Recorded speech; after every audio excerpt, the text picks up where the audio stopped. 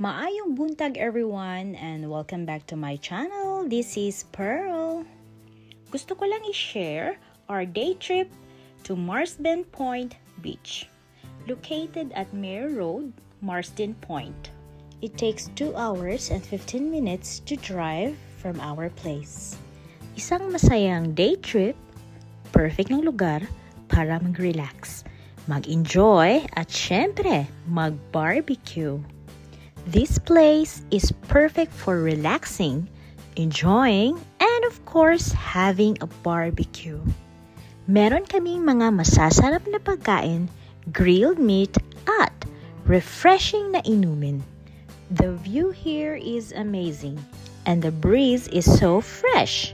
Join us for a full of fun and good vibes here at the Marsden Point Beach.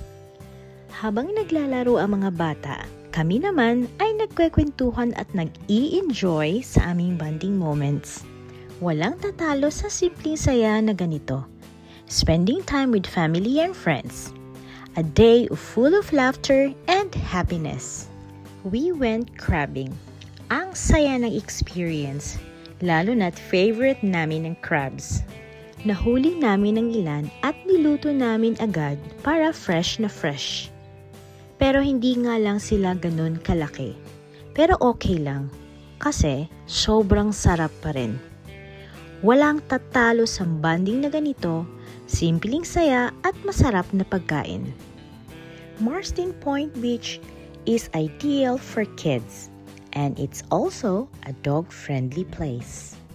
The beach has a wide sandy shore, dunes at the back, and calm waves, just like most East Coast beaches in this area. The best way to get to the beach is from the car park at the end of Station Road East. Magandang beach with the blue sea and fine white sand. Halos walang lilim, kaya siguraduhin magdala ng sarili mong tent. Gaya ng nabanggit ko, pumunta kami dito to catch the paddle crabs for the first time. We truly cherish our time together, sharing laughter na nagpapatibay sa aming samahan. The calm surroundings made it easy for us, creating memories that will last forever. Ito ay isang napakatahimik na lugar.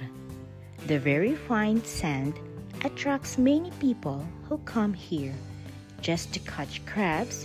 They camp and have picnics. Capturing these moments through photos allows us to relive and cherish them for years to come. Family bonding is about spending quality time together and creating lasting memories. Teka lang muna, kailangan mong agahan para makahanap ng magandang paradahan para sulit ang samahan. It's a nice place to visit and we'll come back again. Bye! Thank you for watching.